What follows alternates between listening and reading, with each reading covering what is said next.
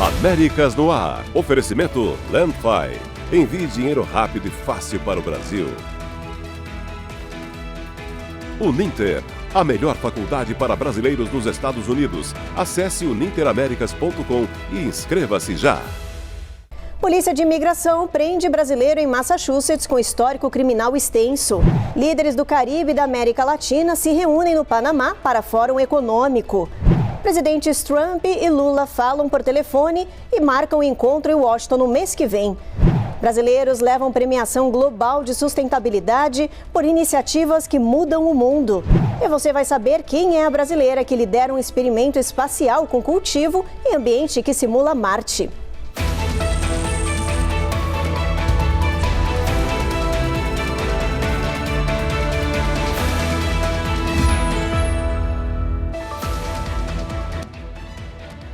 Olá, o Jornal Américas no Ar está começando.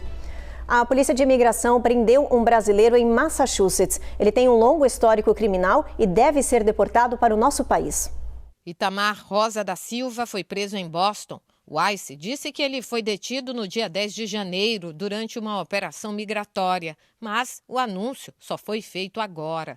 Segundo as autoridades, ele tem diversas acusações criminais, entre elas direção sob influência de álcool, condução sem carteira, veículos não registrados, danos à propriedade e posse de cocaína. A prisão faz parte das ações de fiscalização migratória na região, que priorizam estrangeiros com antecedentes criminais. Itamar permanece sob custódia aguardando o processo migratório. As autoridades dizem que ele será deportado.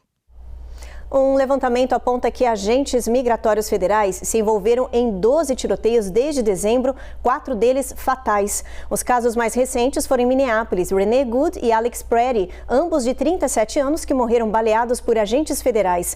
A maioria dos episódios envolve disparos contra veículos, uma tática que departamentos de polícia estão tentando restringir há décadas. Ex-chefes policiais dizem que o número de casos já configura um padrão com uso excessivo de força. O Departamento de Segurança Nacional, por outro lado, defende os agentes. Afirma que eles recebem treinamento para desescalar situações e só usam a força letal quando acreditam estar em perigo. Investigações estão em curso tanto pelo FBI como pelo DHS.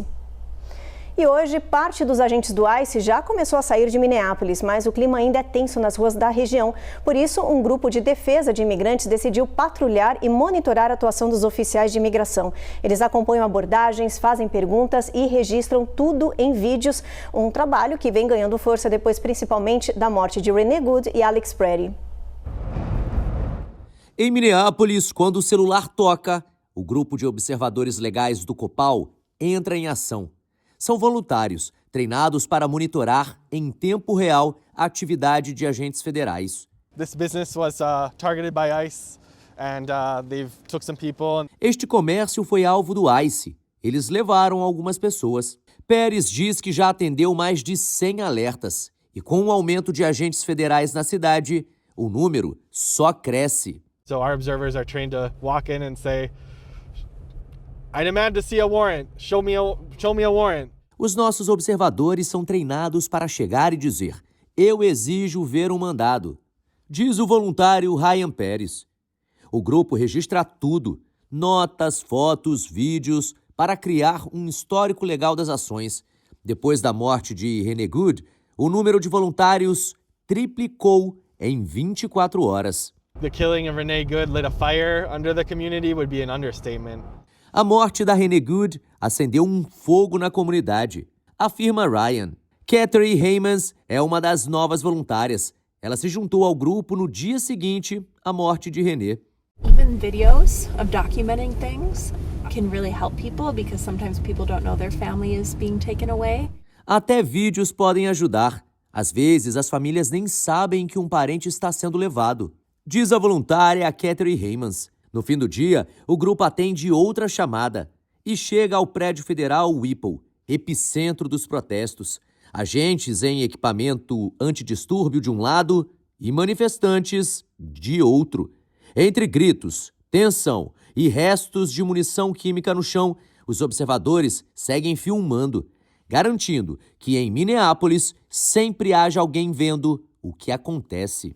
O crescimento da população dos Estados Unidos desacelerou e chegou ao segundo menor ritmo da história. Segundo o censo, o país ganhou 1,8 milhão de pessoas, um dos menores aumentos da história. Os nascimentos também foram poucos, 500 mil de bebês. Já na imigração, os números despencaram em 2025. Apenas 1,25 milhão de estrangeiros entraram no país, 2 vezes menos em comparação com o ano anterior. No total, a população americana cresceu cerca de 0,5% no ano passado e agora está em 331 milhões e meio de habitantes. No próximo bloco, o presidente Trump e Lula falam por telefone, discutem economia, Venezuela e combinam um encontro no mês que vem em Washington. E você vai ver também que a confiança do consumidor despenca, o dólar enfraquece, revelando o início de ano de incertezas na economia.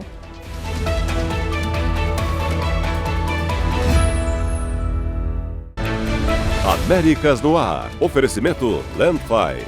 Envie dinheiro rápido e fácil para o Brasil. Uninter. A melhor faculdade para brasileiros nos Estados Unidos. Acesse uninteramericas.com e inscreva-se já.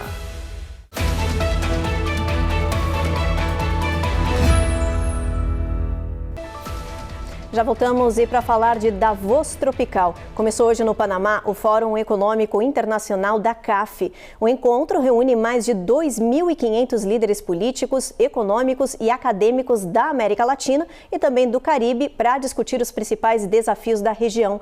Entre os principais temas estão integração econômica, redução da desigualdade, transição energética, segurança e também a influência dos Estados Unidos na região, especialmente em temas como financiamento, comércio e disputa tecnológica.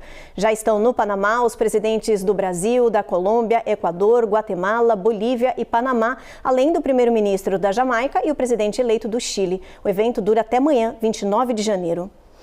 O Itamaraty confirmou que o presidente Luiz Inácio Lula da Silva vai visitar Washington no início do mês que vem e vai se encontrar com o presidente Trump. A data ainda não foi confirmada. Os dois líderes conversaram cerca de 50 minutos por telefone. Eles falaram sobre a economia dos dois países e destacaram o bom relacionamento construído nos últimos meses, incluindo a retirada de parte das tarifas sobre os produtos brasileiros.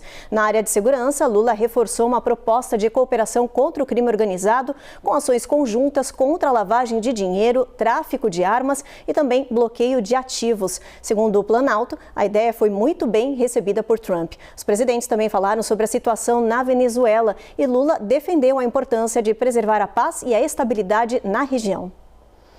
O assunto agora é economia. O Banco Central americano manteve as taxas de juros estáveis. Enquanto isso, o governo Trump anunciou hoje um programa voltado para o futuro financeiro das crianças. Matias Brotero tem as informações. A taxa de referência dos juros nos Estados Unidos foi mantida hoje no intervalo entre 13,5% e 13,75% ao ano. A decisão interrompe uma sequência de 3 cortes realizados no ano passado. A manutenção dos juros vem logo após a primeira queda na taxa de desemprego desde junho. A estratégia do Banco Central americano é conter a inflação, que segue acima da meta estipulada pelo órgão. Desde que reassumiu a Casa Branca, o presidente Donald Trump acusa Jerome Powell de demorar demais para reduzir as taxas. O mandato de Powell termina em maio e Trump deve anunciar o substituto em breve. Em meio à tensão, o Departamento de Justiça abriu uma investigação federal para apurar se Powell prestou informações incorretas ao Congresso sobre reformas bilionárias nos prédios do Fed. Enquanto o embate econômico segue em Washington, Trump participou de um encontro com executivos para promover um programa voltado ao futuro financeiro das crianças.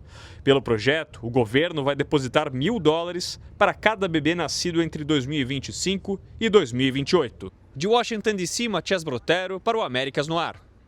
A confiança do consumidor despencou aqui nos Estados Unidos, enquanto o dólar vem enfrentando a pior sequência de quedas em meses. Esses dois indicadores mostram um começo de ano marcado por incertezas na economia norte-americana. A confiança do consumidor americano caiu em janeiro, para o nível mais baixo em 12 anos. Segundo o Conference Board, o índice registrou uma queda de quase 10 pontos, ficando muito abaixo do que os analistas esperavam. A população citou inflação, preços altos, tarifas e tensões geopolíticas como os principais motivos de preocupação. Enquanto isso, o dólar vive a sua pior sequência de perdas desde abril. O dólar index caiu 2,6% em 4 dias e agora está perto do nível mais baixo em 4 anos. Analistas apontam que as incertezas sobre as decisões de política econômica do governo Trump têm pesado na moeda. Com a decisão do Fed de manter os juros estáveis, a expectativa é que o dólar se fortaleça. Juntos, os dois indicadores mostram uma economia que começa o ano sob pressão, com famílias mais cautelosas e o dólar perdendo força no cenário internacional. A seguir, brasileiros levam premiação global de sustentabilidade por iniciativas que mudam o mundo. E mais, garoto de 11 anos é acusado de matar o pai na Pensilvânia por causa de um videogame.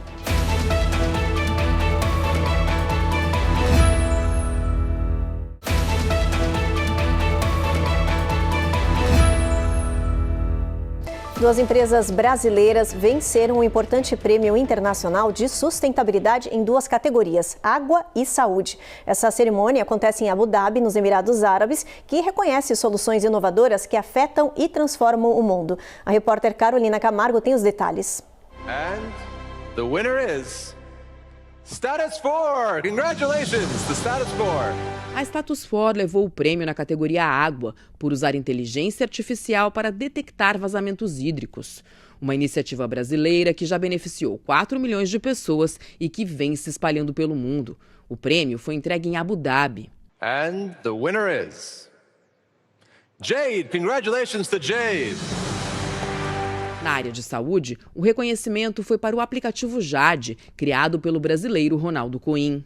Eu estou aqui nas minhas mãos com o maior prêmio de sustentabilidade do mundo, o Zayed Sustainability Prize, entregue diretamente das mãos do Sheikh Mohammed bin Zayed, presidente aqui dos Emirados Árabes. Isso coroa aqui o nosso trabalho para crianças com neurodivergências na área da educação. E para a gente foi muito importante ter esse prêmio, ter esse reconhecimento. O programa faz o diagnóstico precoce e define tratamento personalizado para crianças do espectro autista. Uma tecnologia que é usada em 450 instituições em 179 países, como o Brasil e os Estados Unidos. The Zayed Sustainability Prize is, first and foremost, about human dignity. Criado em 2008, o Prêmio Zayed reconhece soluções inovadoras para desafios ambientais e sociais ao redor do mundo em diversas áreas como alimentação, energia e ação climática. As inscrições para a próxima edição estão abertas até o dia 15 de junho. Os finalistas e vencedores recebem gratificações em dinheiro, que podem chegar até $1 milhão, para apoiar a expansão e o desenvolvimento dos projetos a longo prazo.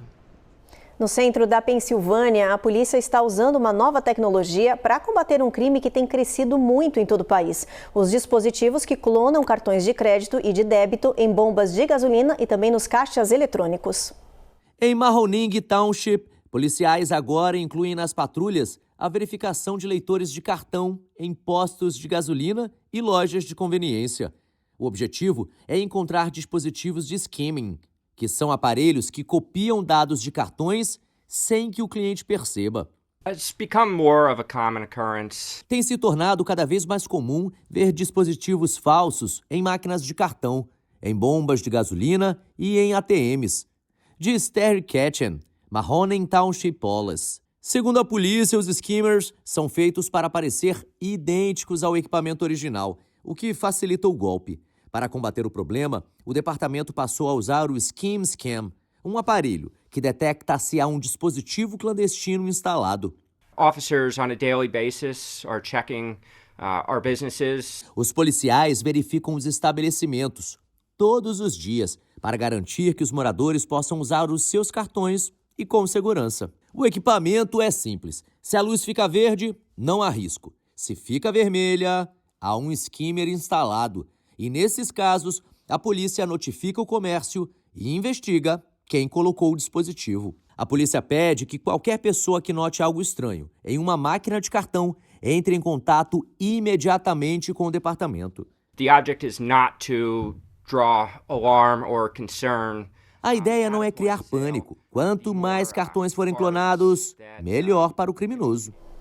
O TikTok escapou de ir a julgamento por causa dos efeitos nocivos das redes sociais na saúde mental dos jovens. Mas a Meta e o YouTube se preparam agora para enfrentar um júri na Califórnia. É o primeiro processo em que executivos da Big Tech terão que testemunhar sobre segurança de adolescentes. A seleção do júri já começou no Tribunal Superior de Los Angeles. A ação contra as Big Techs foi aberta por uma jovem de 19 anos que processou Meta, YouTube, TikTok e Snap, afirmando que as plataformas a viciaram e agravaram seus quadros de automutilação e pensamentos suicidas. TikTok fechou um acordo extrajudicial na noite passada. O Snapchat também estaria fechando um acordo. Agora, o processo segue apenas contra a Meta e Google YouTube. Executivos das empresas, incluindo Mark Zuckerberg, devem subir ao banco de testemunhas. Mais de 1.000 famílias em todo o país moveram ações semelhantes e o resultado deste julgamento pode definir o futuro de todos esses casos. Sem dúvida, veremos mudanças no modo de funcionamento dessas empresas.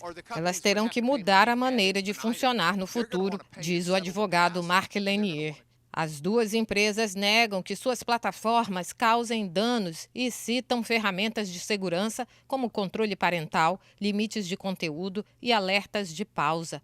Agora, cabe ao júri decidir se esses recursos são suficientes ou se as Big Techs falharam em proteger jovens usuários.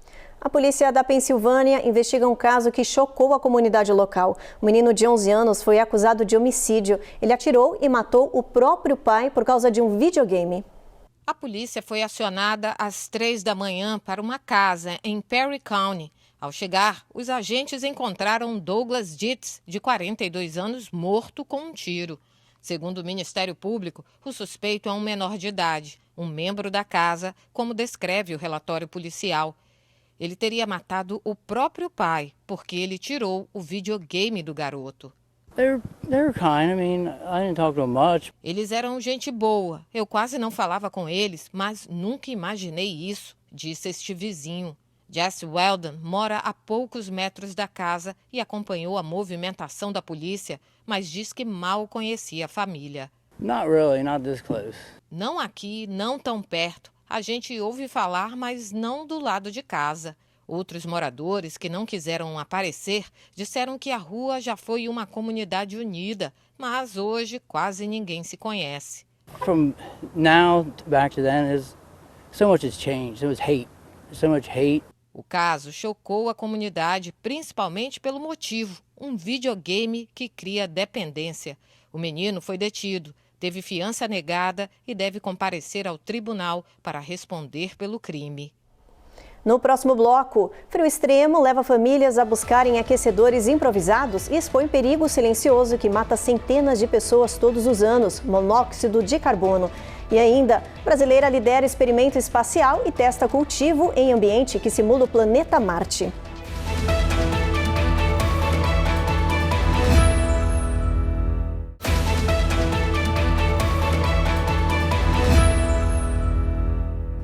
Já voltamos e para falar do cinema e dos profissionais do nosso país. Vários brasileiros foram indicados em diferentes categorias do BAFTA 2026, que é a premiação da Academia Britânica de Cinema. O filme O Agente Secreto, de Kleber Mendonça Filho, foi indicado a melhor filme em língua estrangeira e melhor roteiro original. Apocalipse nos Trópicos, de Petra Costa, vai disputar um prêmio de melhor documentário. Na área técnica, o diretor de fotografia, Adolfo Veloso, representa o Brasil com o longa Sonhos de Trem.